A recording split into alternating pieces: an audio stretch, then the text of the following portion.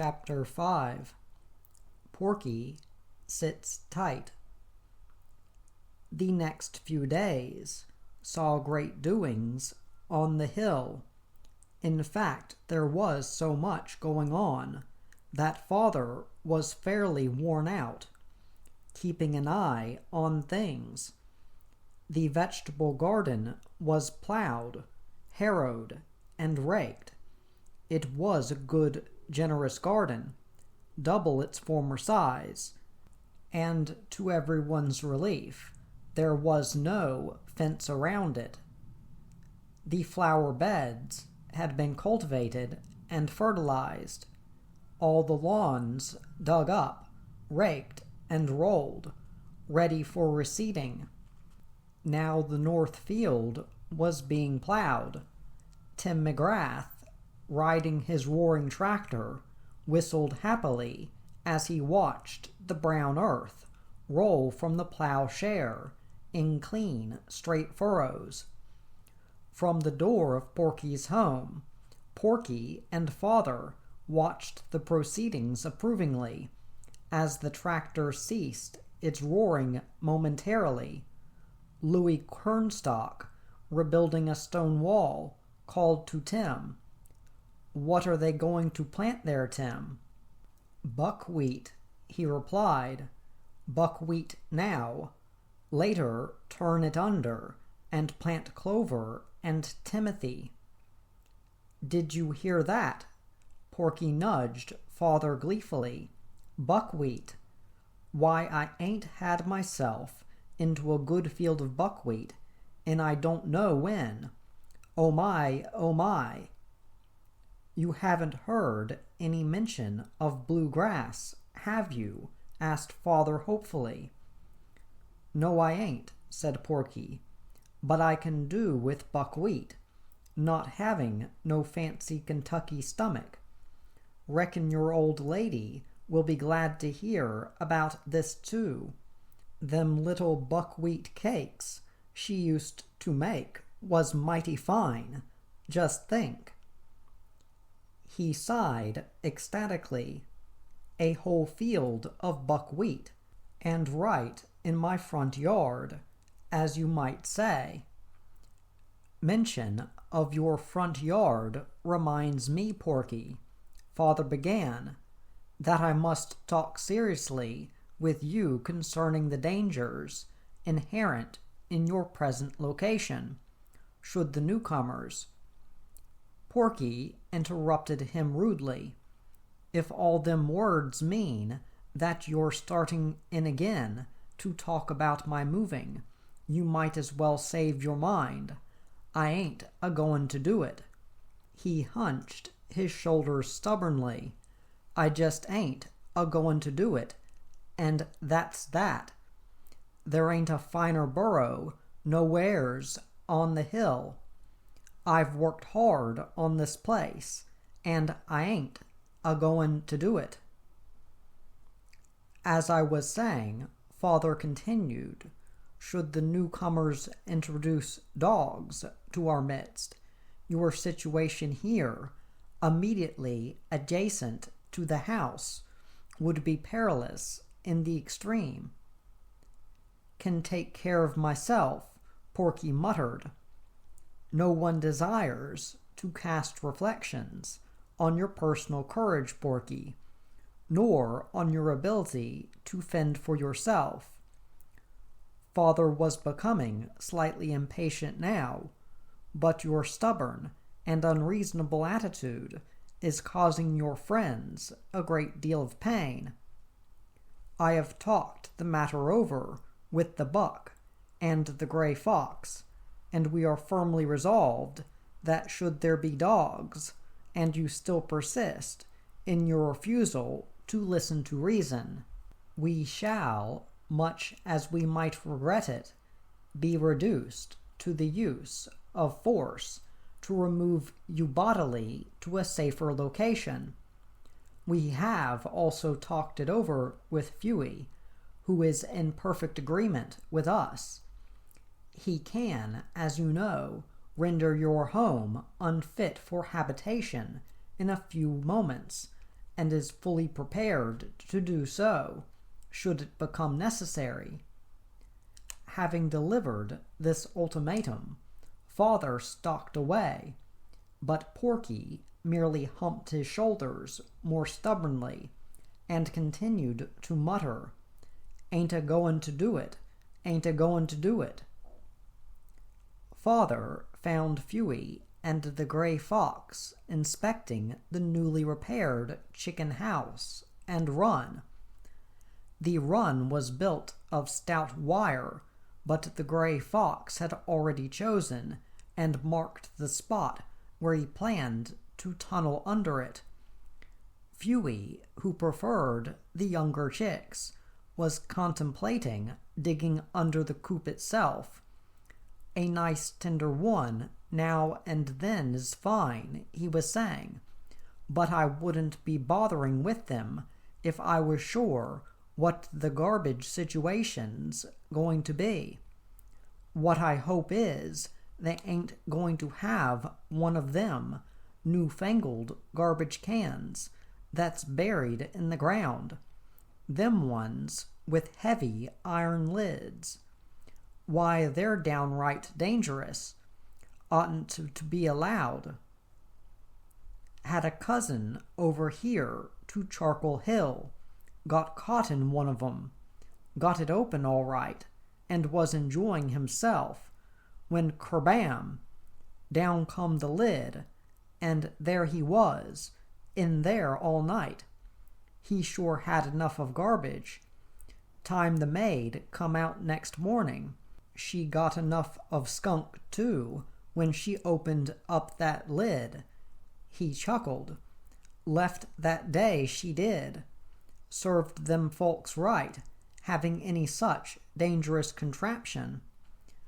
"Perhaps they will dig a pit and bury it," Father suggested. "Don't hold with that neither," Phuey answered. "A plumb waste, that is. Mixing nice fresh garbage with old stale garbage, and tinned cans, and dirt and all. No, sir, what I like to see is a good old-fashioned garbage can with a nice, loose-fitting lid. And if these folks is thoughtful, considerate, acting folks, that's the kind of can they'll have." Father found the subject a bit distasteful, so he continued his stroll and soon came across Willie Fieldmouse and his friend Mole. "Good evening, William," said Father. "I trust that all your friends and relatives succeeded in removing their mousehold goods from the north field before the plowing began." "Yes, indeed, sir. Thank you kindly," answered Willie politely. "And they are all very grateful to you for warning them in time." "Not at all, not at all," replied Father. "I merely chanced to overhear Mr. McGrath remark that he was starting it next day, and was thus enabled to spread the word. I only wish that certain other people were as quick to respond to suggestions made for their own good." "You mean Porky?" asked Willie. "Ain't he the stubborn old codger?" Father regarded Willie severely. "Mr. Porky, William, is one of the very oldest and most highly regarded members of our community, and as such he is entitled to a certain amount of respect from flippant young people." "Yes, sir," said Willie. "Mole," Father went on, surveying the smoothly raked front lawn, "this is a very beautiful piece of grading. You should enjoy some splendid burrowing here." The mole picked up a bit of soil and crumbled it in his paw. "A little soft yet for good digging, he said, and then all the grubs are scattered and scared away. But in 2-3 weeks now, when the young grass gets a good start, and the grubs gather again, nothing they love like good tender grass roots, you know. Then I'm going to have myself some real hunting. At this moment, little Georgie galloped up, fairly bursting with news. "Coming tomorrow, Pa," he shouted. "Coming tomorrow.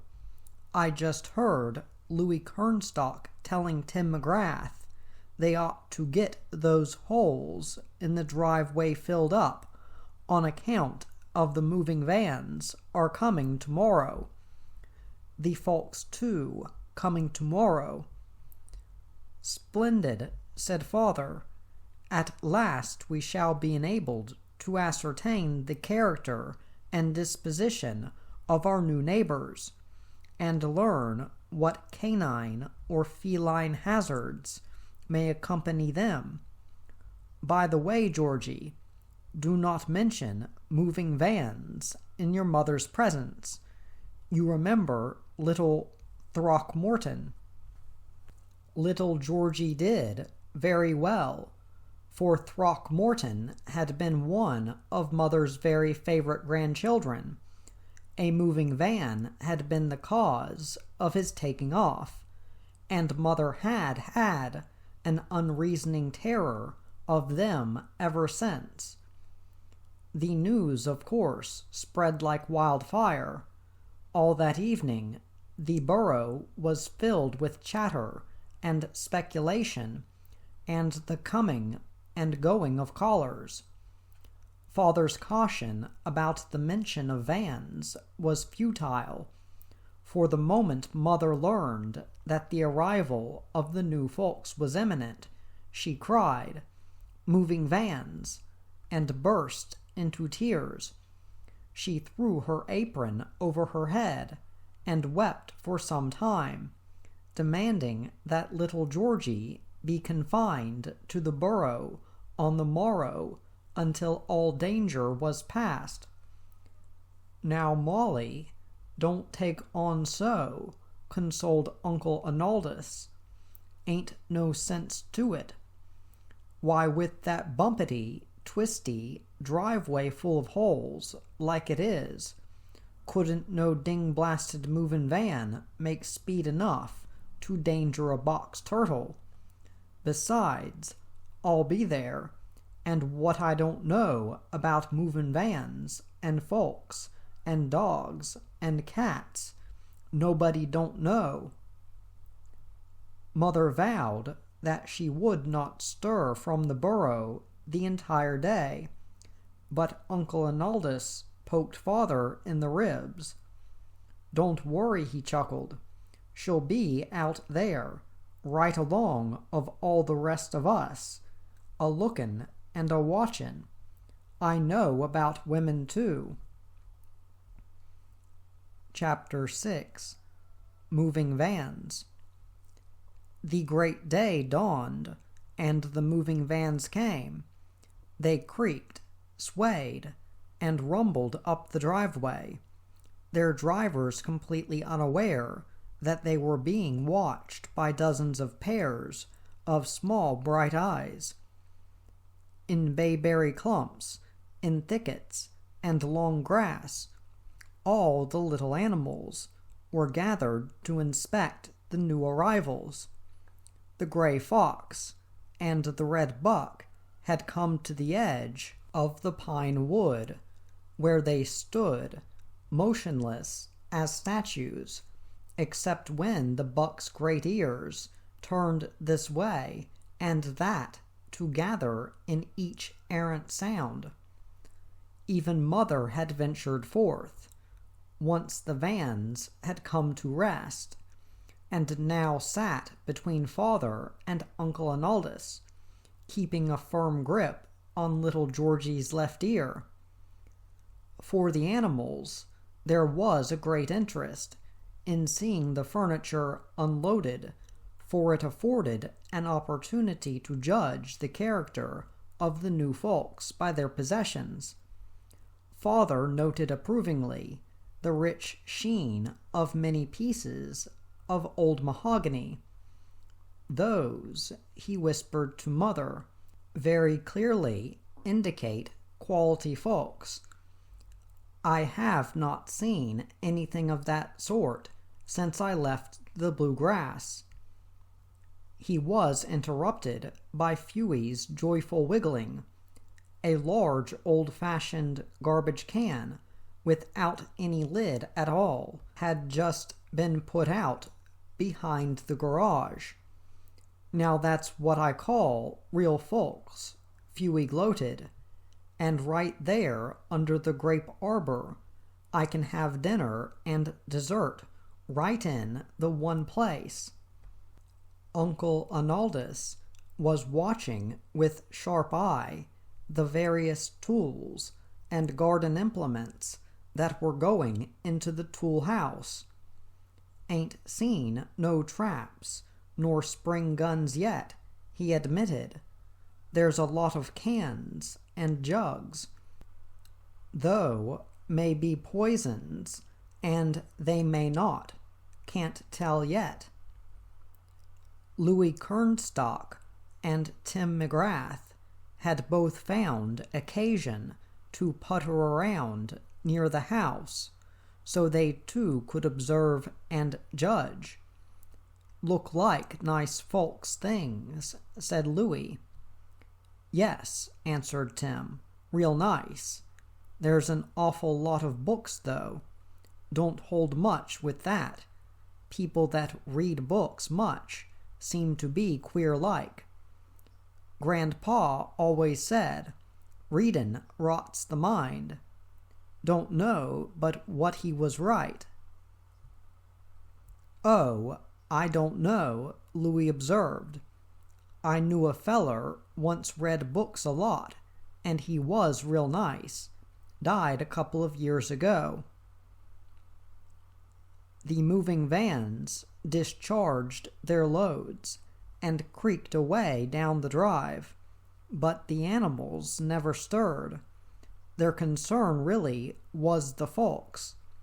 It was mid-afternoon before their patience was finally rewarded by the sight of a car coming up the drive. It was a fairly old car, bulging with baggage. A stir of excitement swept through the watching animals, and every eye was fixed on the occupants. The man got out first. He was smoking a pipe, and Uncle Arnaldus sniffed the air approvingly. Now there's something I like, he said quietly to Father. I like a man as smokes a pipe. Gives you some warning. You take some of these fellers now, they'll come a-walkin' through a field when you're maybe takin' a nap, and almost step on your ding-blasted back, for you know they're comin'. But you take a feller smokin' a pipe, 'specially a good strong one like that, why you'll know he's comin' half a mile away. Yes, sir, I like pipes. Father nodded agreement, but his eyes were fixed on the lady. She had lifted a large basket from the car and was now opening the lid. Mother caught her breath, and a shiver passed through all the little field mice as an enormous, tiger-striped gray cat stepped forth. He stretched his front legs, and he stretched his hind legs, then with slow and dignified pace stalked up to the front door step and began to take a bath. He bathed thoroughly, even spreading out his paws and licking well between the toes. Then he settled down in the sunshine and went to sleep. The field mice were chattering and whispering their fright. Mother seemed about to faint, but Uncle Arnaldus, whose practiced eye had noted many things, soon stilled their fears. Old, he pronounced, older than all get out. Didn't you notice how stiff-like he walked? And them teeth, didn't you see 'em when he yawned? Nothin' but old, rounded stumps. Shucks, he couldn't danger nobody. I'd just as soon walk up and kick him in the face. Will too one of these days.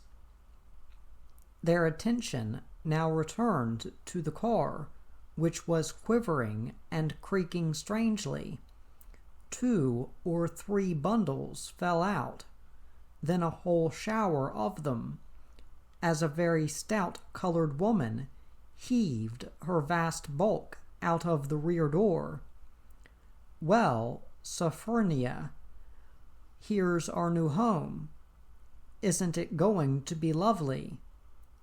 The lady said brightly. Sophronia looked rather doubtful, and, lugging 2 bulging suitcases, waddled off toward the kitchen door. Phuey slapped father on the back gleefully. "Will there be garbage? Will there? Oh my, I've never seen one that shape and color that didn't set out the elegantest garbage. Lots of it too. Chicken wings, duck's backs, ham bones, and cooked to a turn." "They are, of course, splendid cooks," father admitted, "and as a rule extremely generous and understanding of our needs and customs. Very rare up here, but down in the bluegrass country, where—" "Oh, you and your bluegrass," interrupted Phuey. "Stow your gab and keep your eyes open," said Uncle Arnaldus sharply. "See if they unload any traps or spring guns, poisons, rifles, shotguns, snares, nets, any of them things." They watched until every last bag and bundle had been unloaded and taken within. They watched until the late afternoon shadows spread over the cat, saw him rise stiffly, stretch, and pace around to the kitchen door. Then they scattered to their separate homes, talking over the events of the day as they went. On the whole, everyone felt quite satisfied. There had been no sign of traps, spring guns, or other lethal weapons. The cat was obviously harmless, and there were no dogs. As night settled down, it was pleasant to see lights in the big house again, to see people stirring, and hear the cheery clatter of dishes from the kitchen. The odor of hickory smoke was pleasant on the air. Little Georgie, passing close to the house, could hear a log fire crackling in the living room. Happily he hummed, "New folks is come, oh my, new folks is come, oh my." Chapter 7. Reading Rots the Mind. Although the new folks may not have realized it, they were very decidedly on probation for the next few days. All day, small bright eyes in the long grass watched their every movement. Small ears were cocked to hear their every word. On the very first morning, father and Uncle Arnaldus decided to try out the cat, whose name they had learned was Mr. Muldoon. He was lying on the front step in the bright sunlight, surveying his new surroundings, when Father hopped across the front lawn, only a few feet away. Mr. Muldoon merely eyed him indolently and continued to survey the landscape. Uncle Arnaldus then tried, and although he did not kick him in the face, as he had threatened, he did run close enough to throw some dirt on him. The old cat shook it off, yawned, and went to sleep. Emboldened by this, Willie Fieldmouse and several of his cousins gathered around in a semicircle, jeering and making faces. They hopped up and down and sang insultingly, "Mr. Muldoon is a raccoon, phew, phew, phew." But Mr. Muldoon just put a paw over his ear and continued to slumber. "Shucks," granted Uncle Arnaldus. "He couldn't danger nobody." Father, of course, was eager to discover if the newcomers were truly gentlefolk, for he laid great store by good manners and breeding. It was not until late afternoon, however, that an opportunity offered. The folks had gone out in the car, so Father, with a few of his friends, waited patiently beside the drive until their return. As the car rumbled up the driveway, he skipped across, directly in front of the oncoming wheels. The man slammed on his brakes and came to a full stop. Then he and the lady both raised their hats and recited in unison, "Good evening, sir, and good luck to you," replaced their hats, and drove on slowly and carefully. Father was tremendously pleased. "Now there," he announced to the other animals, "there is real gentility and good breeding for you. Not that I wish to cast aspersions on the manners of the folk of this, my adopted state, but I must say that this is the first time since my residence here that I have encountered this pleasant and considerate custom, which, where I was reared, is universally observed, now down in the blue grass." "Oh, you and your blue grass," snorted Phuey. "I ain't interested in their manners. What I'm interested in is their garbage." "You will find, Phuey," said Father, with some heat, "that good breeding and good garbage go hand in hand." Their argument was interrupted by the pipe smell which always preceded the man.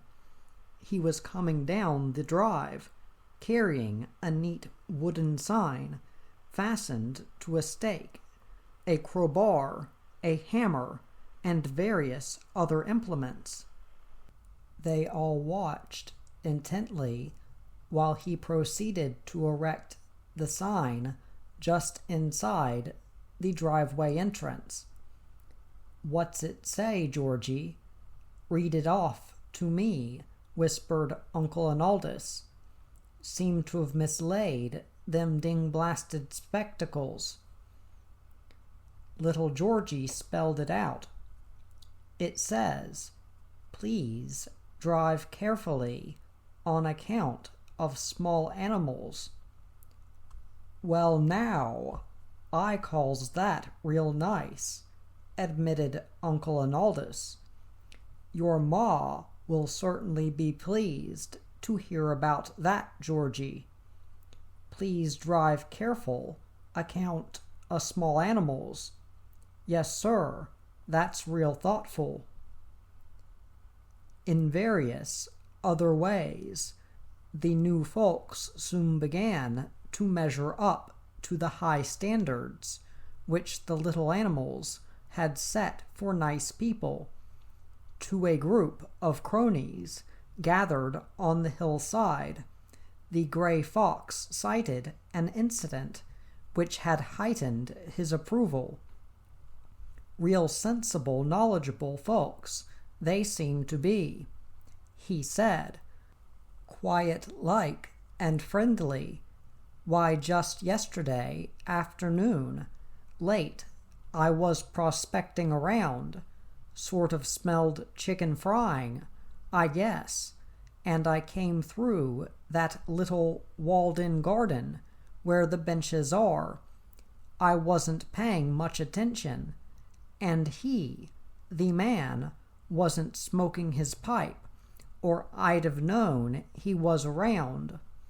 When first thing I knew, there I was, right in front of him, face to face, you might say. He was reading a book, and he looked up, and what do you suppose he did? Nothing, that's what.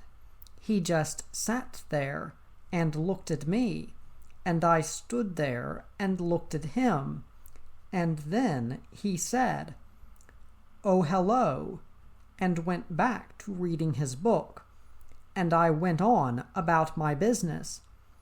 Now that's the sort of folks is folks. "And her," grunted Porky, nodding approvingly. "Any of you hear that ruckus went on the other afternoon? Well, sir, I was pokin' around out there in the field, careless-like, too, I guess, way out in the open and too early in the day, when all of a sudden that there biggest dog from down to the crossroads was right on me. Course I wasn't scared, but I was in a bad fix, not havin' nothin' to get my back against. So I just rares up and dares him to come on and get it. He's wearin' a couple of rips on his nose already. I gave him 2-3 years ago, so he dasn't come in, but start circlin', tryin' to get behind me, and there he is, a bellerin' and a roarin' and a rushin', when she steps out of the garden where she'd been a-workin', with a rock in her hand the size of a mushmelon. She takes a good look at the situation, she sets her feet solid, and then she hauls off, and wham, she lets him have it. Right in the ribs it took him, and man, the yop that mongrel let out, you could have heard clear over to Charcoal Hill. You could, father agreed. I did. It just happened I was visiting our daughter Hazel at her Charcoal Hill residence that very afternoon, and heard the howls with the utmost distinctness, and no little pleasure. And what did she do? Porky went on. Why, she just dusts her hands, looks at me calm as you please, and grins, and says, "Why don't you keep your eyes open, stupid?" and goes back to her diggin'. Now I ain't never lived in no bluegrass region, so I don't know nothin' about aristocrats and gentilties and them things, but what I hold is this, and I dare anybody to contradict it. He pounded the earth and glared belligerently around the small circle. I hold that anybody can heave a rock like that is a lady. Then there was the slight argument about Porky's burrow, slight perhaps in the eyes of folks, but of great significance to the animals. Louis Kernstock was rebuilding the stone wall where Porky's burrow lay, When he came near the entrance, the man had said, "Let's just leave that piece of wall, Mr. Kernstock. There's a woodchuck living under there, and we really shouldn't disturb him." "Leave it," exclaimed Louis, astonished.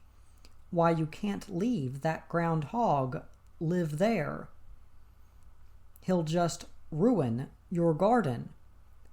"I was figuring on bringing up my shotgun and getting him tomorrow."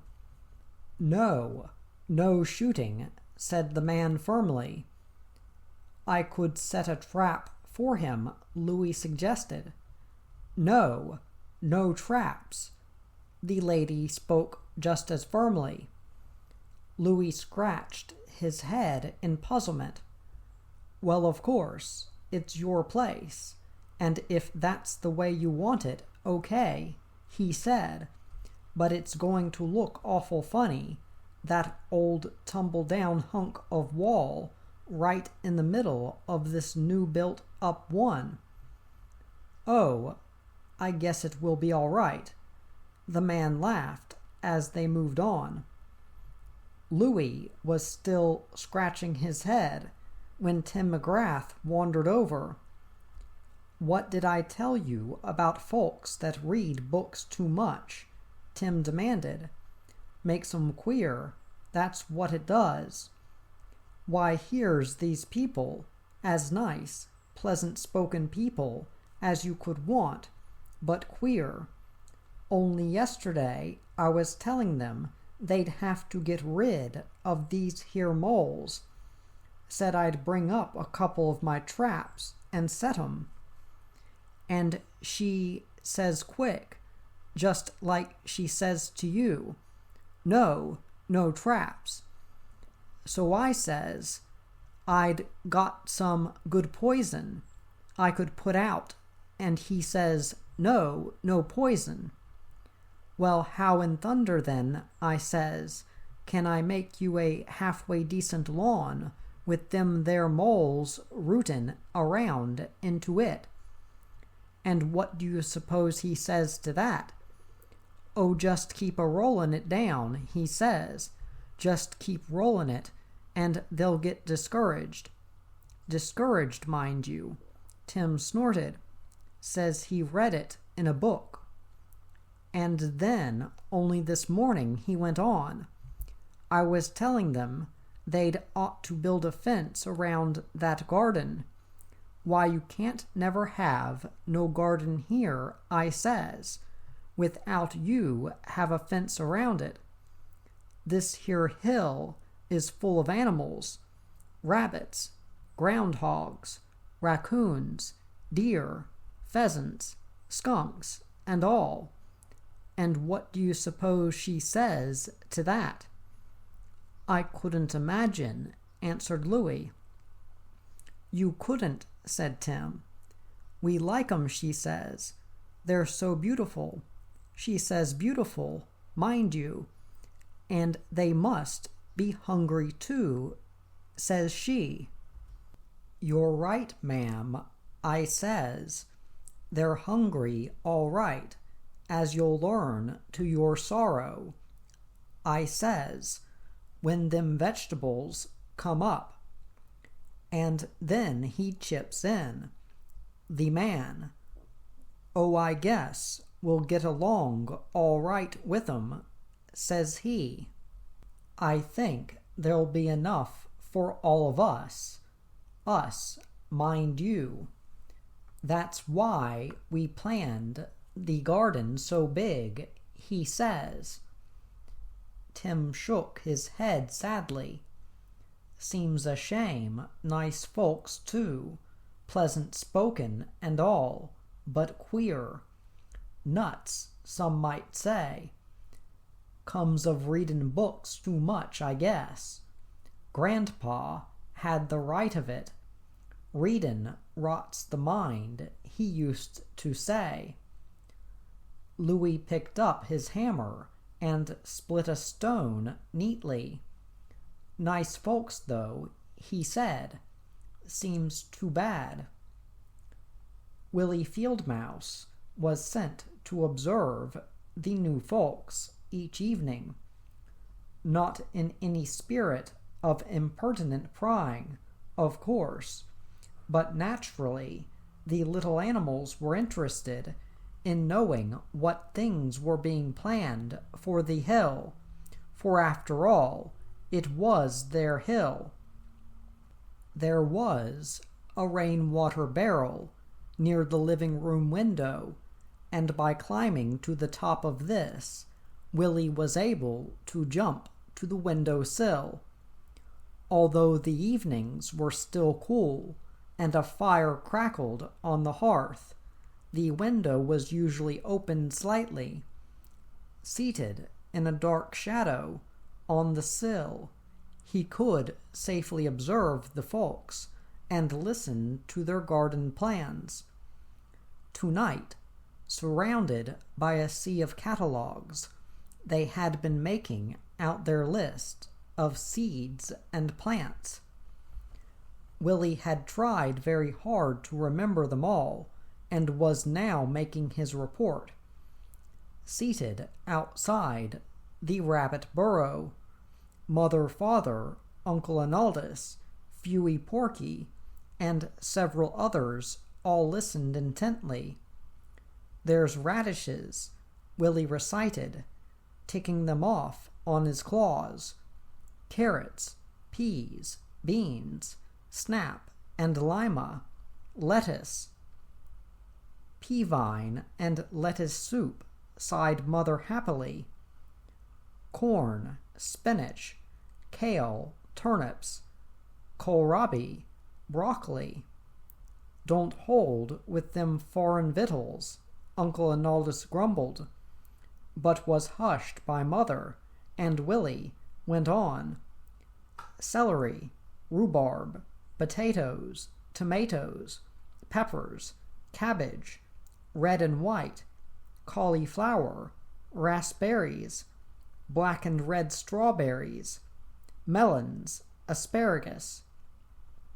"And that's all I can remember.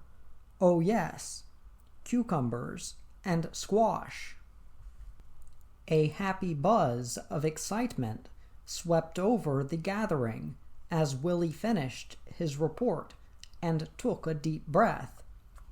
The conversation soon merged into a series of arguments as to which families should have which vegetables, but quieted down when Father rose and rapped for attention. "As you well know," he said firmly, "it has always been our custom here on the hill to settle all such questions on dividing night, which falls this year, I believe, on May 26th. On that evening we shall, as usual, gather at the garden and allot to each animal and his family those vegetables to which they are entitled by rule and taste." "Where do I come in?" Uncle Analdus demanded. "I'm just a visitin' here." "As our house guest," answered Father, "you will of course receive the customary allotment." "Gum-dinged right I will," said Uncle Analdus. Chapter 8. Willie's Bad Night. It was bluegrass that almost proved the undoing of Willie Field Mouse. He was on the window sill as usual, watching and listening to the folks. This evening, having finished their gardening plans, they were talking of grass seed. Willie was not especially interested, and was only half listening, when he was suddenly electrified by a familiar word. "This book," the man was saying, "recommends a mixture of red top, white clover, and Kentucky bluegrass." "Bluegrass? Kentucky bluegrass? Wouldn't Father Rabbit be pleased? He must be told at once." Haste and excitement made Willie inexcusably careless. He should have remembered that the lid of the rainwater barrel was old and rotted, that there were several dangerous holes in it. He did not, and his leap from the window sill landed him squarely in one of the holes. He grabbed frantically as he went through, but the rotten wood crumbled under his claws, and with a sickening shock he plunged into the icy water. He came up gasping. The cold seemed to have driven all the air from his lungs, but he managed one wild squeak for help before the water closed over him again. He was very feeble when he came up this time. He struggled weakly toward the side of the barrel, but the walls were slippery with moss, and his paws too numbed to get a hold. Faintly he squeaked once more. Why didn't someone help him? Father, or little Georgie, or Phuey?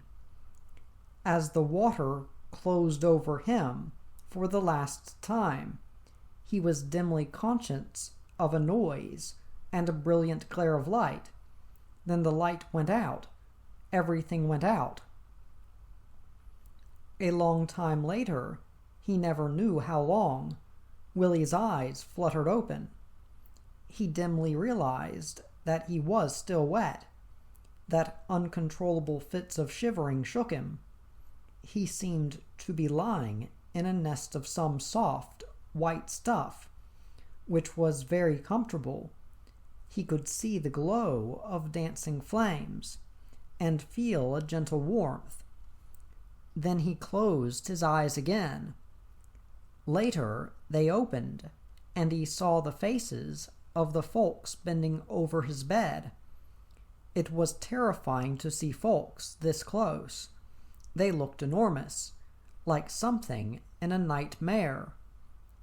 He tried to burrow into the soft cotton when his nose suddenly caught the smell of warm milk.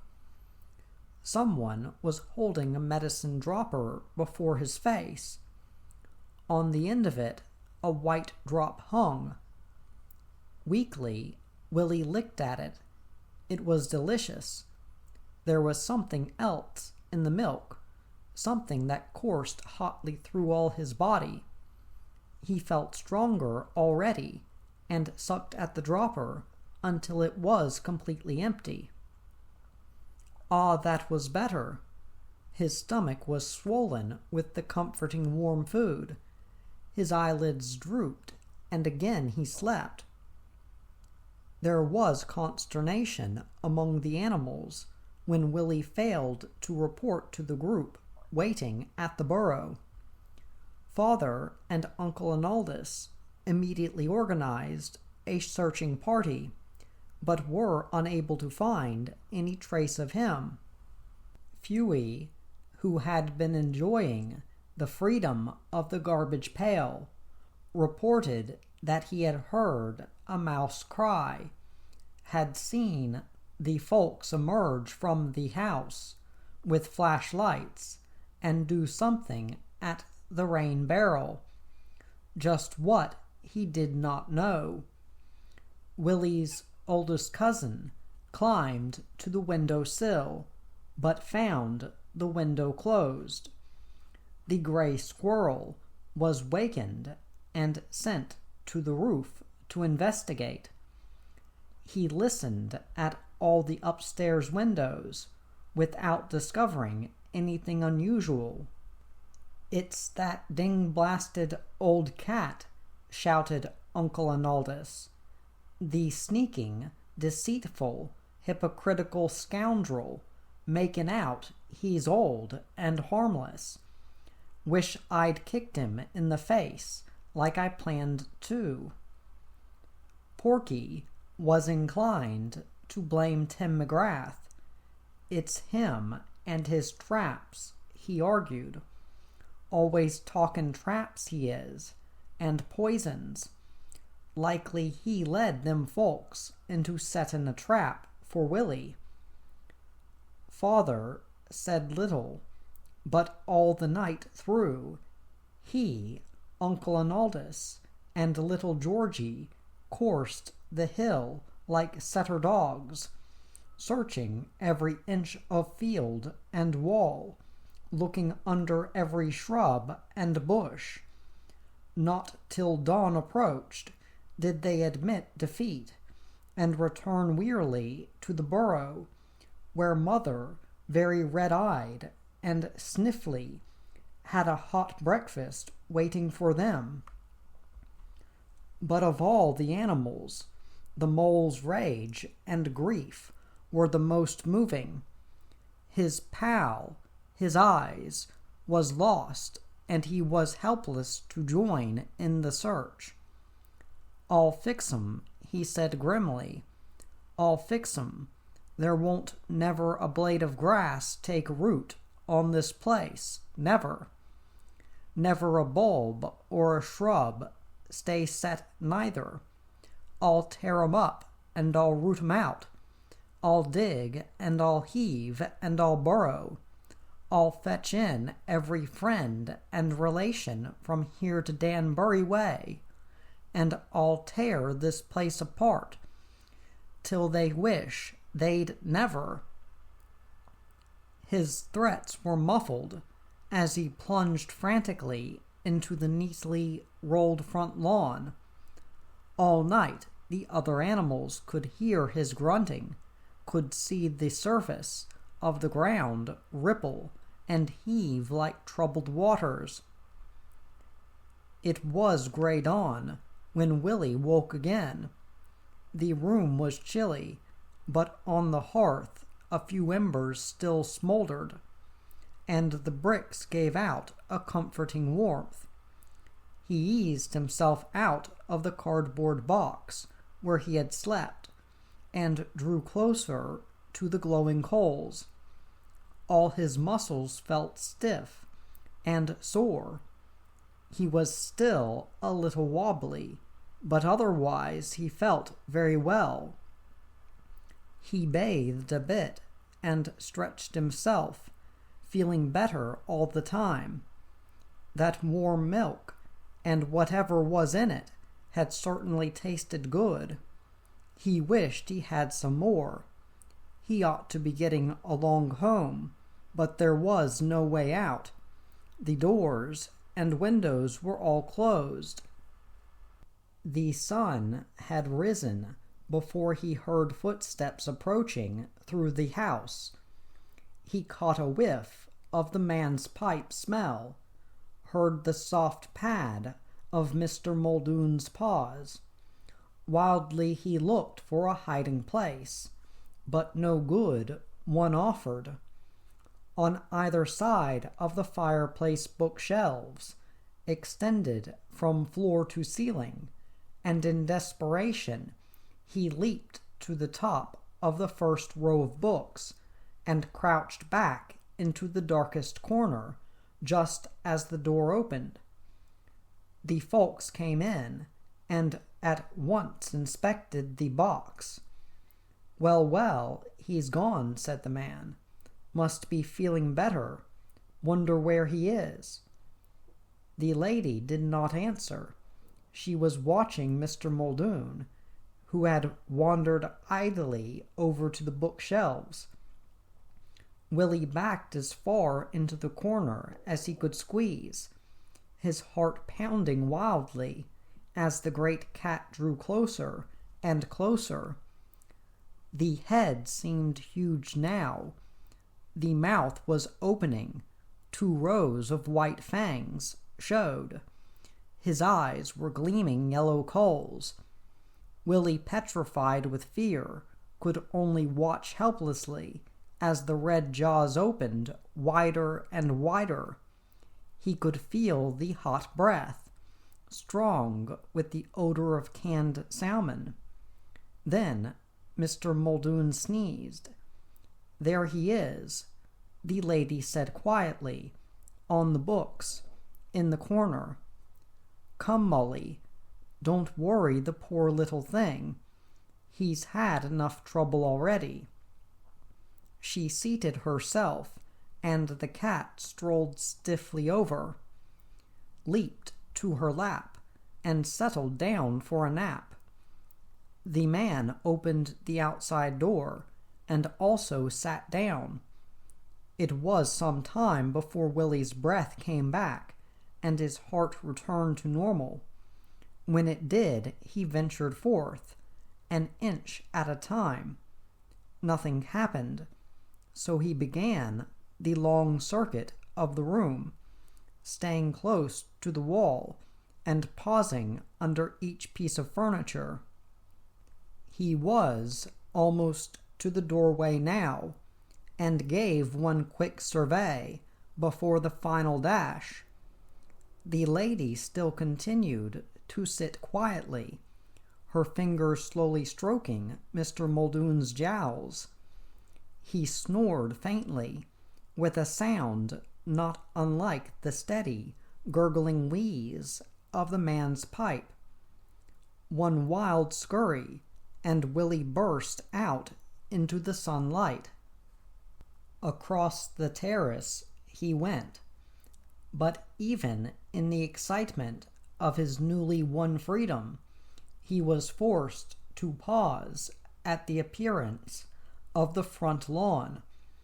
The smoothly rolled surface was striped and circled and crisscrossed with a perfect crazy quilt pattern of mole runs, scarcely a foot of it undisturbed.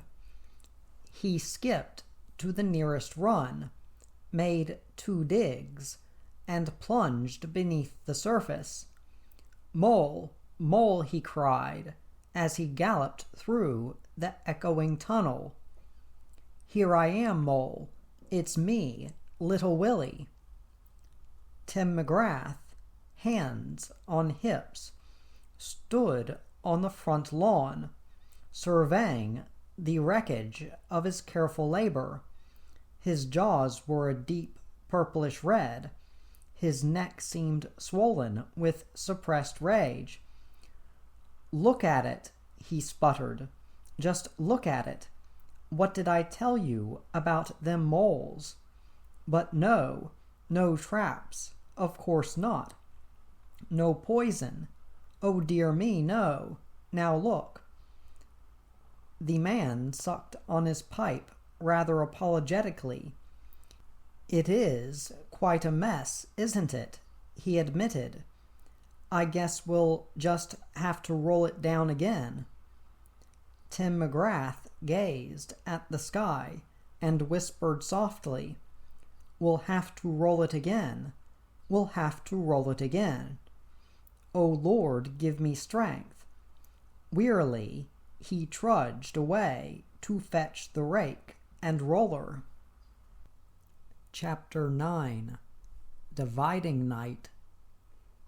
The days lengthened, and the sun climbed higher, and with the lengthening days, the spirits of the little animals also rose. In the garden, long rows of brilliant green vegetables were thrusting their way up. The lawns were now rich carpets of new grass, very smooth and beautiful, for the mole, ashamed of his destructive rampage, had kept strictly away from them. Each evening, Father inspected the blue grass. It was slow growing, and would not amount to much this year, but next summer, oh my! From his burrow entrance, Porky surveyed the flourishing field of buckwheat with great satisfaction. In the chicken run, countless baby chicks ran and scratched and peeped endlessly, while the mother hens chuckled and scolded.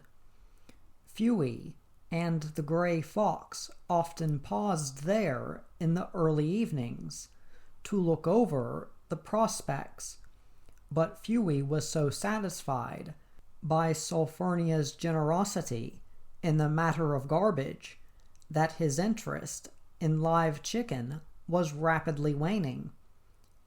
He had even persuaded the fox to sample a bit of her cookery. The fox at first had scorned the idea, saying he preferred his chicken fresh, but after trying a southern fried chicken wing, as Sulphurnia fried it, he had been quite won over, and now usually joined Fewey in his midnight feast. Each evening the animals inspected the garden.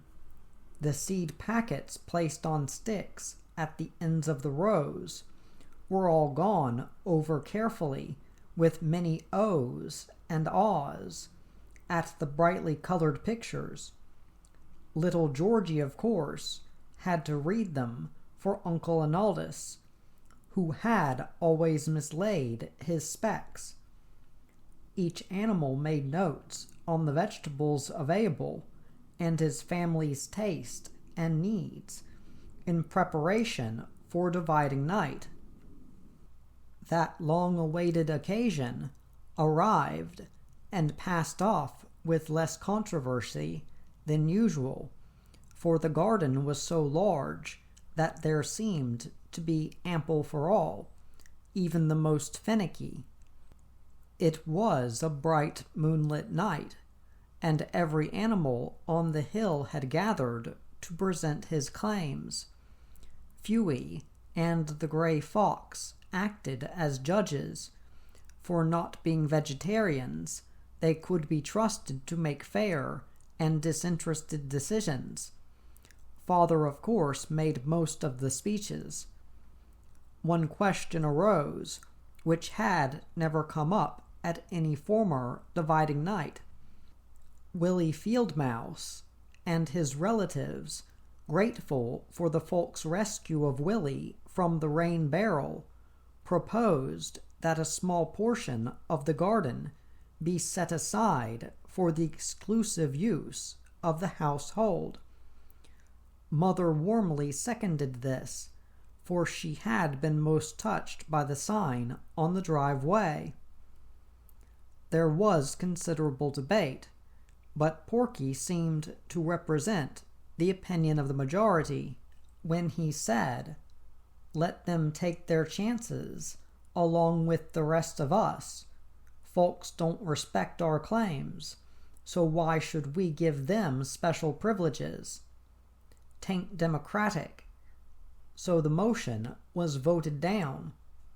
To some present, Uncle Arnaldus' claims seemed a little extravagant.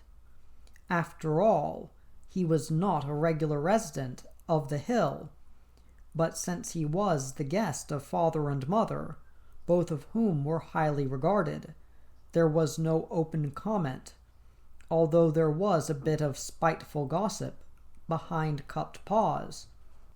On the whole, the meeting was most pleasant and orderly, very different from some of the former ones, when the meager, ill-kept gardens of the previous folks had led to a great deal of wrangling. Father voiced this thought in his closing speech. "We seem," he said, "to be blessed with most generous, well-bred, and kindly folks. Their present plantings promise the most bountiful garden with which we have been favored in many years. I hope, therefore, that it is not necessary to impress on any of you the desirability of adhering strictly to those rules and regulations which have always been observed here on the hill. Each animal's allotment shall be for his and his family's exclusive use and enjoyment. Anyone encroaching on property not his own risks banishment from our community. In the event that the folks should take an undue quantity of vegetables from any one animal's holding, our Board of Relief will assign him additional space. Finally, nothing is to be touched until Midsummer's Eve. This rule is of the utmost importance, for we have learned by long experience that premature inroads on the crops only result in hardship for everyone. By allowing them to approach maturity, a far more plentiful supply will be available for all. I hope that you will all use that patience and self-restraint for which the animals of our hill have long been noted, and that those of us whose duty it is to see that these regulations are enforced will not be called upon to invoke any disciplinary measures. May I also remind you, Porky, and you, Foxy, that this prohibition applies to buckwheat, chickens, and ducks, as well as vegetables. It's all right with me, Huey piped up. Ain't no closed season on garbage. Come on, Foxy. This is fried chicken night. I move, the meetin's adjourned. The animals all wandered home from the meeting in a most contented mood. A group of the young ones were singing, "Happy days are here again." Of course it was quite a wait to Midsummer's Eve, but the fields were green now. There was plenty of natural provender, and the garden promised a really bumper crop. The housewives were all planning their preserving and canning. Mother broached the subject of a new storage room, which she had long desired. Uncle Arnaldus could help with the excavating, and little Georgie had become quite handy with tools now, so he could build the shelves.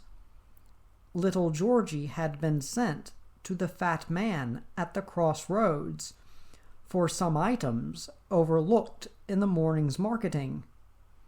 And seated before the burro, Mother went on outlining her plans for the storeroom.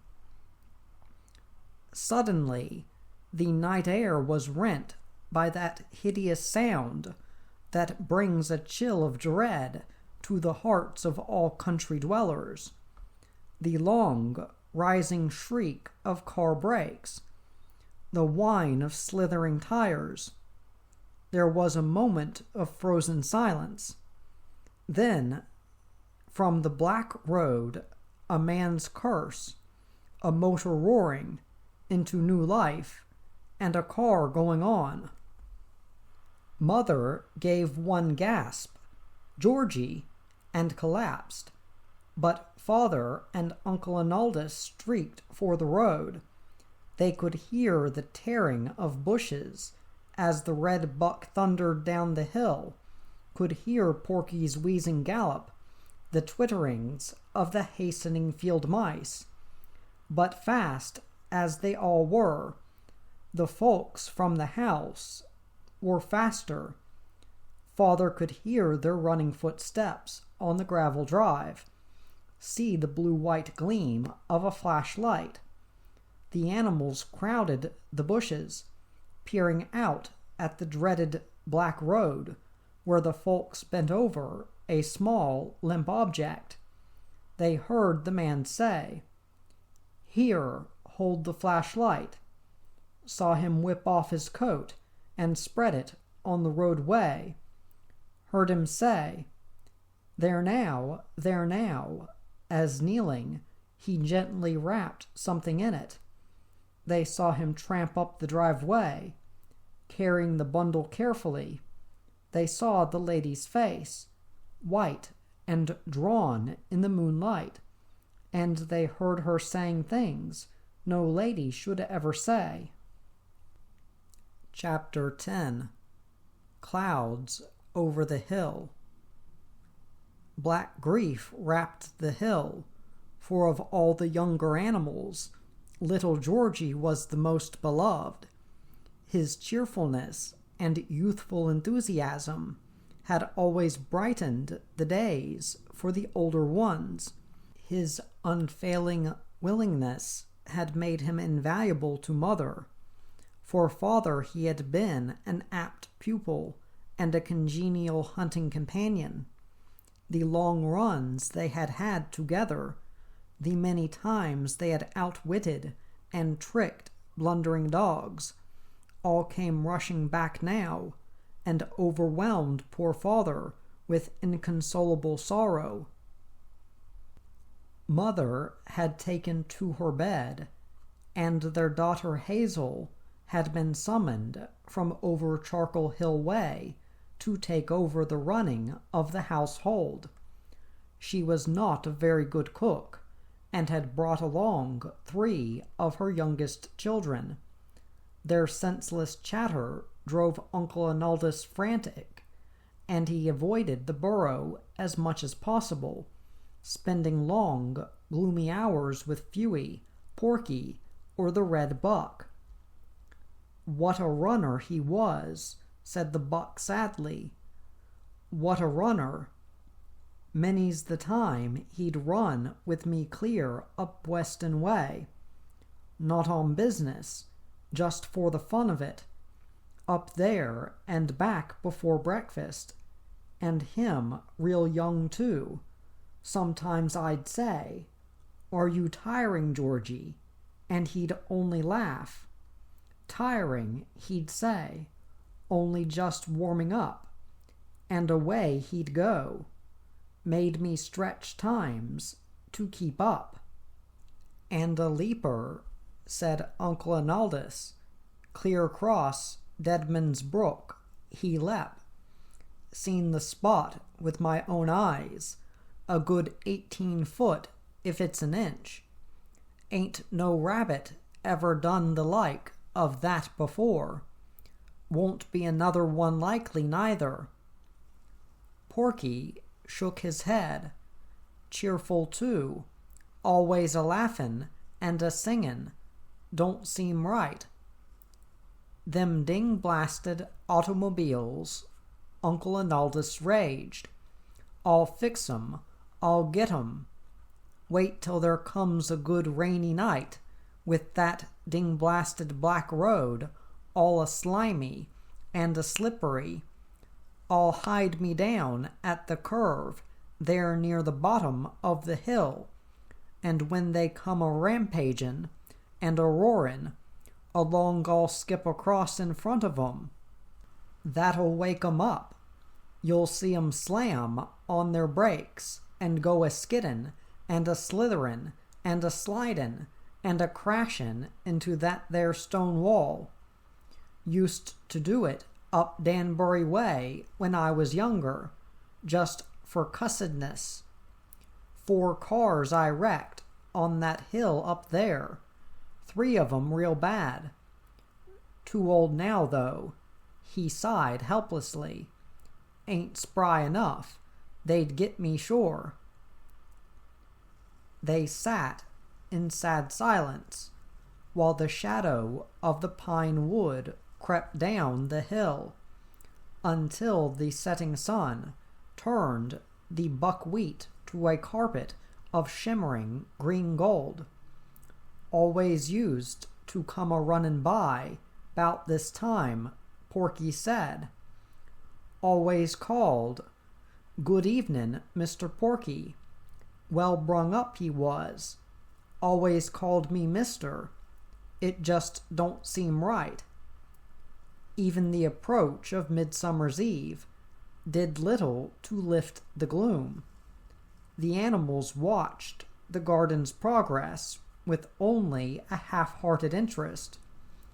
Feathery carrot tops, tender pea vines, with their succulent tendrils, fresh young lettuce beginning to head, jade-like cabbages, stout rows of beans.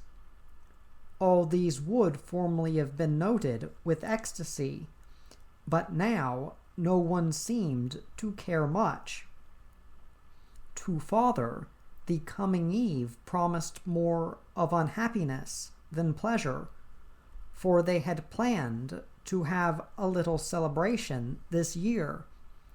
He and mother, a sort of harvest home after the storage room had been filled. All the neighbors would come in. There would be pea vine and lettuce soup, and there were still a few small bottles of elderflower wine buried away. There would be games and laughter and singing. It would be just like the good old days. It would have been. The new storeroom had not been built. He and Uncle Arnaldus had no heart for it, and little Georgie was to have made the shelves. Mother had made no plans for preserving or canning. She had only recently been able to sit up in her rocker. Father sat outside the burrow in the twilight. The incessant chatter of the youngsters made indoors impossible. Hazel herself was noisy and careless with the dishes. Nearby, Uncle Arnaldus napped fitfully. Suddenly father became aware of a small crowd hastening down the hill. He could hear Willie Fieldmouse's excited voice, the squeaking of his cousins. He could see Fewey's bright black and white and distinguish Porky's waddling bulk. As they neared the burrow, Willie broke from the rest and came galloping toward them, his voice squealing in excitement.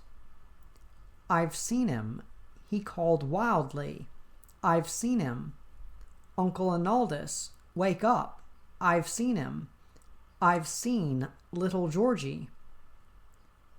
Bedlam broke loose. Hazel rushed to the doorway, her hands dripping dishwater. Her 3 young ones yelled louder than ever. The field mice twittered frantically. Mother tottered from her chair, and Uncle Arnaldus fell backward out of his. "Hush them blasted brats," he roared, scrambling to his feet. "How can anybody?" Everyone screamed questions at once. Fewey stamped the ground with his front paws. "Silence," he shouted. His plummy tail arched ever so slightly. "The first one says another word, I'll—" Silence fell at once, for Fewey never made idle threats. "Now, Willie," he said quietly, "go on with your story." "Well," said Willie breathlessly, "I was on the window sill. There's a new cover on the rain barrel, and I wanted to try it, and I did, and it's a good stout one too. I was on the window sill, and I looked in, and I saw him. I saw little Georgie. He was lying in her lap, the lady's, right in her lap, and—" "How about that ding-blasted old cat?" interrupted Uncle Arnaldus. "Where was he?" "He was there. He was there too, and he was washing little Georgie's face." At this, an incredulous chattering broke out that Fewey was forced to arc his tail again. "He was too. He really was," Willie went on, "ears and all. And Georgie seemed to like it, and once he bent his head down, and Mr. Muldoon, the cat, you know, he scratched the back of Georgie's neck for him." "Flea likely," said Arnaldus. "And that's all I saw, and I thought you ought to know, so I came right away, and that's all." "Was he? Did he seem all right?" Mother asked breathlessly. Willie hesitated a moment. Well, he seemed too well. His hind legs, his jumping ones, seemed to be tied up, sort of, with little sticks, and bandages. Could he walk? Asked Father quickly. Well, I don't know exactly, no, sir. You see, he was just lying in her lap, the lady's lap, and I don't know, but he seemed real comfortable and happy-like. Thank you, William, said Father. You are a good boy, and a very observant and thoughtful one. We are overjoyed at your tidings, and are deeply grateful. Anything further that you are able to discover, we shall look forward to with the greatest eagerness. Relief and joy burst out in a flood of chatter, of questions and speculation. The glad news spread rapidly over the hill, and the gloom that had hung there began to dissolve like the morning mist. Everyone dropped in to offer congratulations. Mother, of course, was still worried, but there was a light in her eyes that had not been there since that terrible night.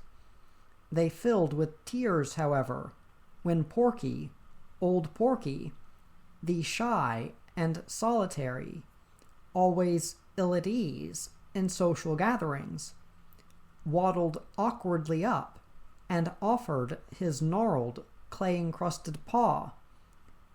"Ma'am," he said gruffly, "ma'am, aw shucks," and he hastened away.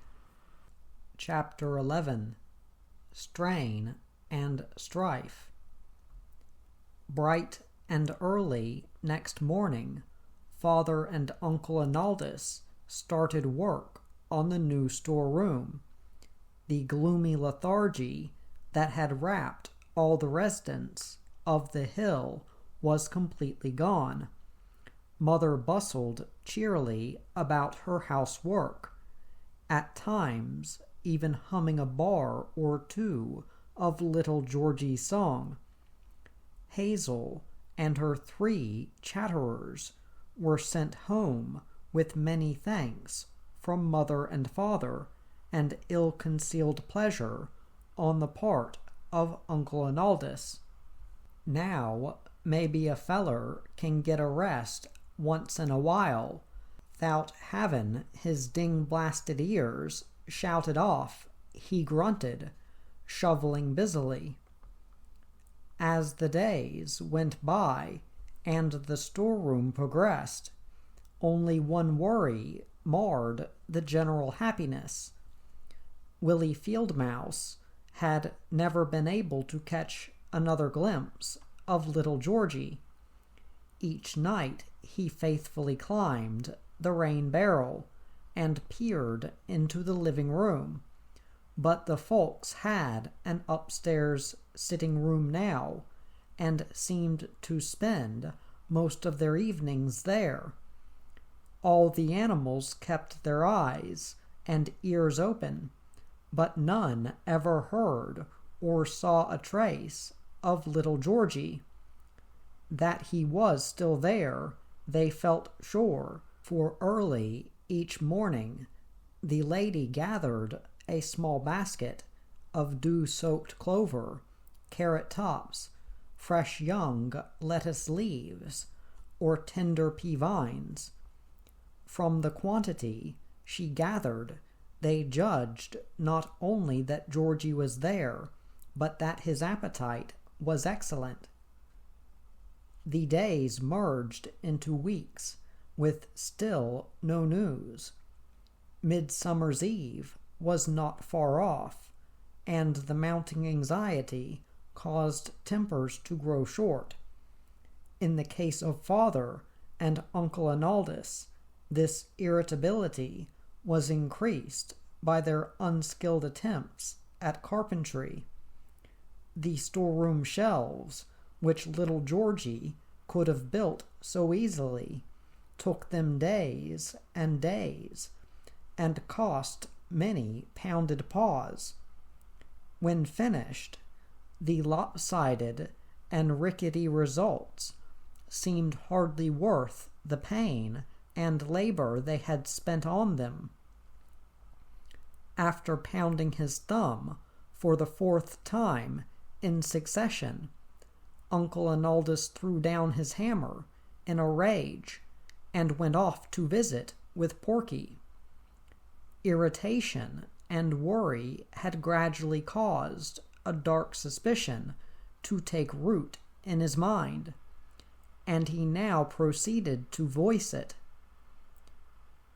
"D'ye know," he said, "I don't trust these here new folks, not none. I'm plumb worried about little Georgie. D'ye know what I think?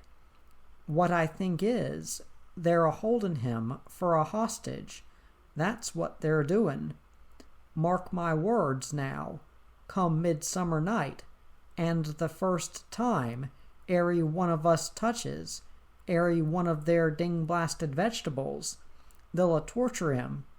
That's what they'll do, or maybe do away with him complete.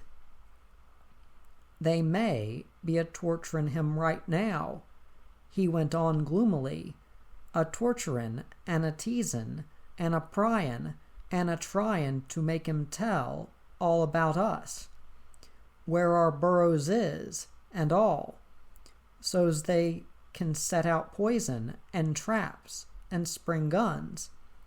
And how about them sticks tied onto his legs Willie was tellin' about? Some kind of torture machines likely. No, sir, I don't trust 'em.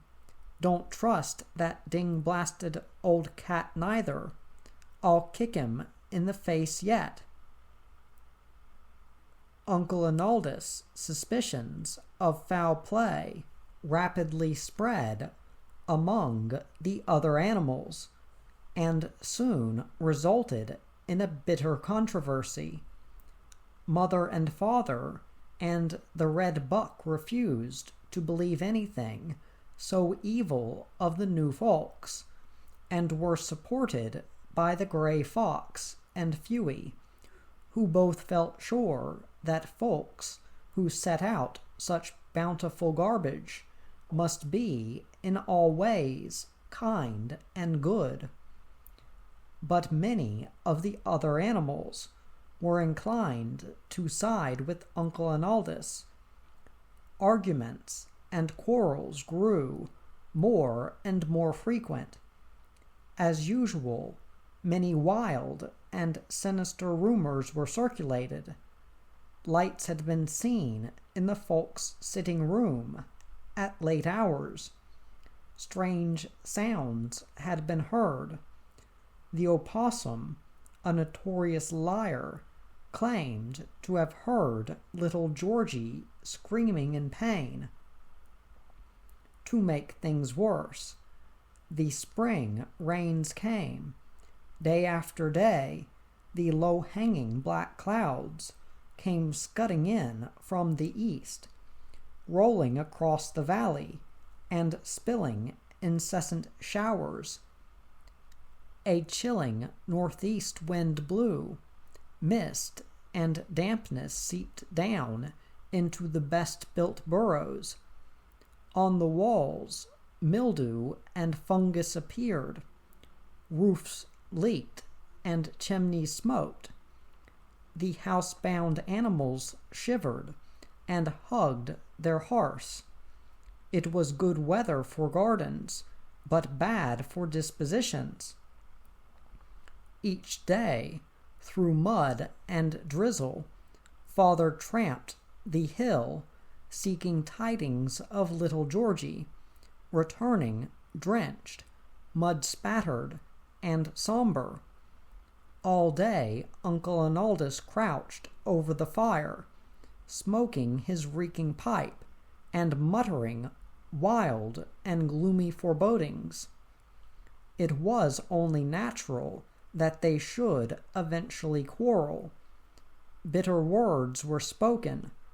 Mother wept as copiously as the driving clouds, and Uncle Arnaldus wrathfully stamped from the burrow to take up his abode with Porky.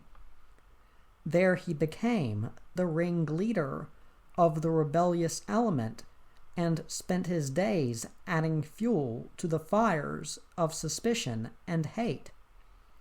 Even Porky had to admit that he seemed to be slightly tetched, but the more ignorant animals eagerly swallowed every fantastic suspicion and became more and more worked up.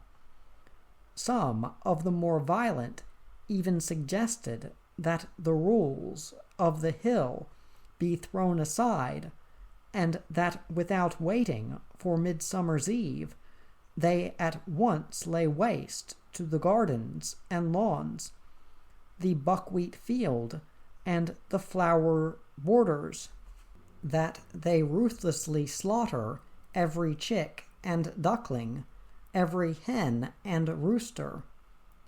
At a painfully stormy meeting, it required all Father's eloquence and all the red buck's authority to persuade the animals to abide by their ancient rules and customs.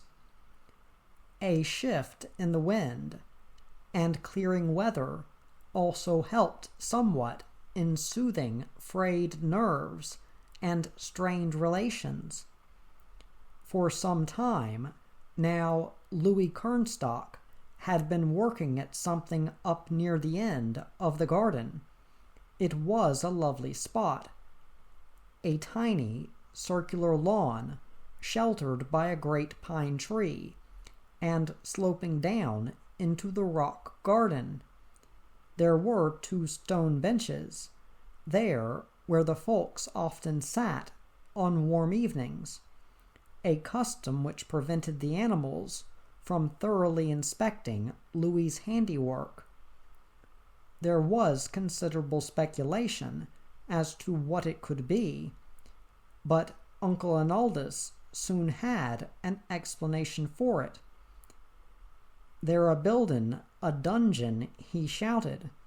"They're a buildin' a dungeon for little Georgie. That's what they're a-doin', and they'll put him into it behind big iron bars, and he'll be a pinnin' there, and every time airy one of us touches a ding-blasted vegetable, they'll torture him and jab him and starve him, and maybe pour boilin' oil onto him." So Midsummer's Eve drew near in a seething atmosphere of suspicion, fear, and general unpleasantness. This was all added to by the arrival of a long and very heavy wooden packing case. It came on Tim McGrath's truck, and it took the combined efforts of Tim, Louis, the man, and several helpers to unload it and move it on rollers to the little lawn under the pine tree where Louis's work was going on. At once Uncle Arnaldus started a new rumor. "Traps and spring guns," he announced. "That's what's in that there box. Traps and spring guns, and likely poisons and gases." Whatever was in it was unpacked with a great deal of hammering. Louis and his helpers were very busy for a day or 2 more, with the folks continually stirring around and in and out. It was not until the afternoon of the eve that the work was finished. Everything was cleaned up neatly, and whatever had been done was covered by one of Louis's canvas tarpaulins. Something stood up in the center, making the canvas look rather like a tent, as it shone there in the sunset light. Porky and Uncle Arnaldus regarded it suspiciously from a safe distance up the hillside. "It's a gallows," Uncle Arnaldus pronounced in a sepulchral whisper. "It's a gallows, that's what it is, and they're a-goin' to hang poor little Georgie onto it." Chapter 12. There is enough for all.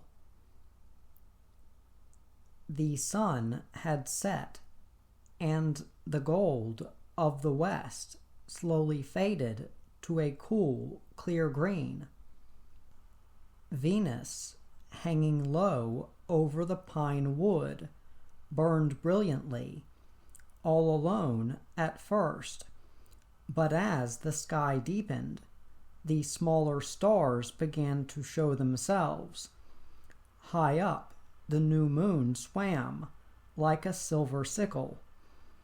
As the dusk thickened, the whole hill began to whisper with the soft rustle of small bodies passing through the grass, with the swish of tiny feet, all making their way toward the garden.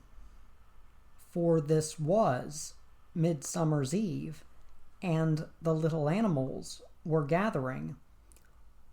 On the edge of the small circular lawn, the folks sat silently.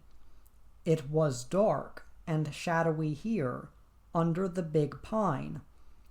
All that could be seen was the dim whiteness of the stone benches, the regular glowing and dying of the man's pipe, and the tent-like gray tarpaulin. The top of this glowed in the moon's pale light, like a beacon, and like a beacon it seemed to beckon all the animals, for instead of gathering at the garden, they were all pressing closer and closer to the little round lawn. Slowly, silently, one step at a time, they moved through the deep grass and the shrub shadows until the clearing was entirely surrounded by an audience of small, tense animals, waiting for they knew not what. The moonlight was brighter now. The little lawn was like a small, lighted stage. They could make out the lady sitting motionless on the bench. Beside her, the drowsing bulk of Mr. Muldoon. It was so still that they could hear his wheezy breathing. Suddenly, the silence was rudely shattered by Uncle Arnaldus' harsh cry as he stepped shakily into the open. His sunken eyes were staring, his ears cocked at crazy angles. "Where is he?" he croaked wildly. "Where is he? Where's that ding-blasted old cat? Leave me at him. They're not a-goin' to hang our little Georgie." Mother sprang from the shadows calling, "Arnaldus, come back. Oh, stop him. Someone stop him." There was a sudden stir in the lady's lap. Then, clear and joyous, little Georgie's voice rang out. "Mother," it cried. A small form sprang to the ground and sped across the clearing. "Mother, Father, it's me, little Georgie. I'm all well. Look at me, look." In the bright moonlight, he leaped and cavorted on the lawn, around and across, up and down, over and over. He jumped high over Uncle and Aldous, and turned a double-hand spring. He sprang to the bench, and kicked Mr. Muldoon playfully in the stomach. The old cat lazily caught him round the waist, and they wrestled happily, finally falling to the ground with a thump. Remembering his age and dignity, Muldoon clambered back onto the bench, where his purr rumbled like a far-off grist mill. A joyous chattering broke out among the animals, but stilled when the man quietly rose and approached the terraplane. Very deliberately he loosened its fastenings and flung it clear. In the deep silence that followed, it was almost possible to hear the sound of 100 little breaths caught and released in a sigh of awe. The mole grasped Willie Fieldmouse's elbow. "Willie, what is it?" he whispered. "What is it? Willie, be eyes for me."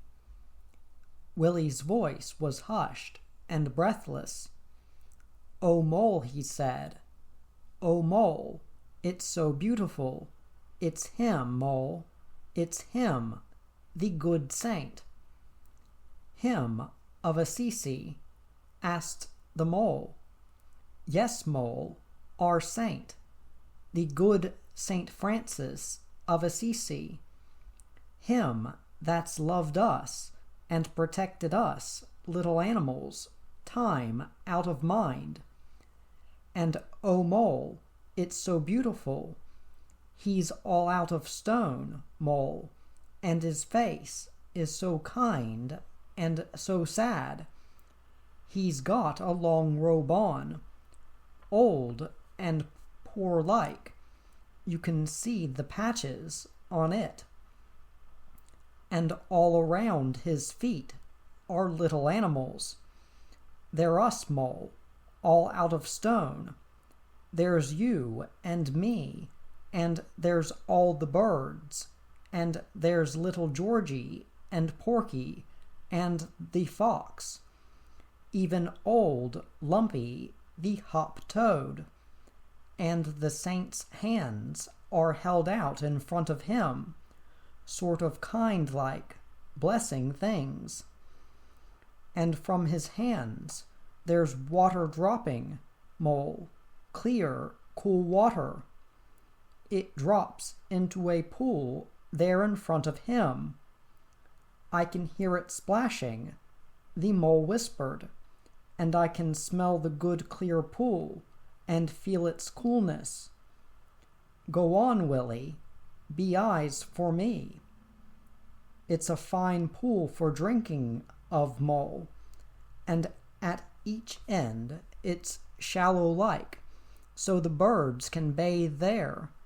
And oh, Mole, all around the pool is broad flat stones, a sort of rim like a shelf or something, and it's all set out with things to eat, like a banquet feast. And there's letters, there's words onto it, Mole, cut in the stones." "What does it say, Willie? The printing?" Willie spelled it out slowly, carefully. "It says, 'There's enough for all. There's enough for all, Mole.' And there is. There's grain, corn, and wheat, and rye for us. And there's a big cake of salt for the red buck. And there's vegetables, all kinds of vegetables, out of the garden, all fresh and washed clean, no dirt on them. And there's clover, and there's blue grass, and buckwheat. There's even nuts for the squirrels and chipmunks, and they're all starting in to eat them now, Mole. And if you don't mind, If you'll excuse me, I think I'll sort of join in." Willie joined in with his cousins, who were fairly wallowing in grain. Nearby, Uncle Arnaldus, looking slightly bewildered, was gulping alternate mouthfuls of clover and carrots. Porky was working determinedly on a pile of buckwheat, unconscious that a sprig of it, draped over one ear, gave him a most rakish appearance. There was a steady sound of chewing and munching and chomping. The folks sat silent, the glow of the man's pipe rising and falling with slow regularity, the lady gently rubbing Mr. Muldoon's jowls. The red buck licked salt till his lips were thick with foam, took a long drink from the pool, and then, tossing his head, snorted loudly. The eating stopped, and Willie eased his belt a hole or two. His softly furred little stomach seemed to have suddenly swollen alarmingly. With slow and stately tread, the red buck began a circuit of the garden. The doe and their fawn walked behind him. Obediently, all the other animals fell into line. There came Phuey and the gray fox, side by side, waddling Porky and Uncle Arnaldus, mother and father with little Georgie between them, his arms around their necks, the pheasant and his wife, with their mincing rocking-chair walk, feathers glimmering bronze gold in the moonlight. There came all the field mouse tribe, the raccoon and the opossum, the chipmunks and the squirrels, gray and red, and alongside them, on the very edge of the garden, the quivering and humping of the earth showed the progress of the mole and his 3 stout brothers. Slowly, solemnly, the procession circled the garden until they had all returned to the little lawn where the good saint stood. The red buck snorted again, and all gave attention as he spoke. "We have eaten their food." His voice rang out impressively. "We have tasted their salt. We have drunk their water, and all are good." He tossed his proud head in the direction of the garden. "From now on, this is forbidden ground." His chisel-sharp hoof rapped the earth. "Does any one dispute me?" None did, and there was a silence, broken at last by the voice of Uncle Arnaldus. "How about them ding-blasted cut-worms?" he called. "They don't know no laws or decent regulations." The mole, who had been a little slower than the rest, leaned his elbows on the earth as he reared up from his just completed tunnel and turned his blind face toward the sound. "We'll patrol," he said, smiling. "Me and my brothers, night and day, turn and turn about. Good hunting, too. Got 6 on that trip." As the animals resumed their dining, Phuey and the gray fox suddenly pricked up their ears at a clatter from the grape arbor back of the house. Sophronia's mellow voice echoed up the hill.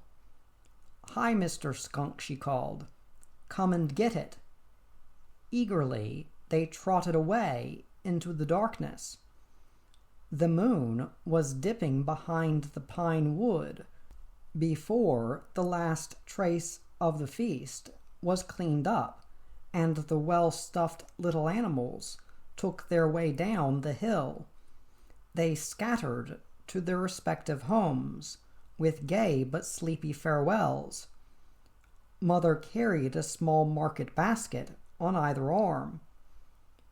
"Soup tomorrow," she cried happily. "Pea vine and lettuce soup. Tomorrow and every day from now on." Uncle Arnaldus cleared his throat. "If there ain't nobody occupying that there guest room," he announced a little sheepishly, "I might sorta try it out again for a spell. Porky's a good feller and all that, but that there burrow of his is mighty musty. Yes, sir, mighty musty. And as for his cookin'—" "Of course you shall, Uncle Arnaldus," Mother smiled. "Your room is just as you left it. I've dusted it every day." Little Georgie, running in gay circles, called to father, "Any new dogs around?" "I understand there is a newly arrived pair of setters up on Good Hill Road," father answered. "Said to be very highly bred and quite capable. When you have had a few more days of rest and recuperation, we must give them a work out." "I'm ready any time," laughed little Georgie gaily. "Any time at all." He leaped high in the air, rapping his heels together 3 times, soared clear over father, mother, and Uncle Arnaldus. "I'm fine." Each evening throughout the summer, the kindly saint's ledge was spread with a banquet. Each morning it was clean and neatly swept. Each night the red buck, Fewey, and the gray fox patrolled the premises against wandering marauders. The mole and his stout brothers made their faithful rounds. All summer, Mother and the other women folk preserved, packed, and put away winter stores. Once again there were parties and merrymaking, laughter and dancing. Good days had come back to the hill. Tim McGrath surveyed the flourishing garden and lifted his voice in wonderment. "Louis," he said, "I just can't understand it. Here's these new folks with their garden and not a sign of a fence around it. No traps, no poison, no nothing, and not a thing touched, not a thing, not a footprint onto it, not even a cut worm. Now me, I've got all them things, fences, traps, poisons, even sat up some nights with a shotgun, and what happens? All my carrots gone, and half my beets, cabbages, et into, tomatoes tromped down, lawn all tore up with moles. Fat man down to the crossroads. He keeps dogs even, and he ain't got a stalk of corn left standing. All his lettuce gone, most of his turnips. I can't understand it. Must just be beginner's luck." "Must be," agreed Louis. "Must be that, or something."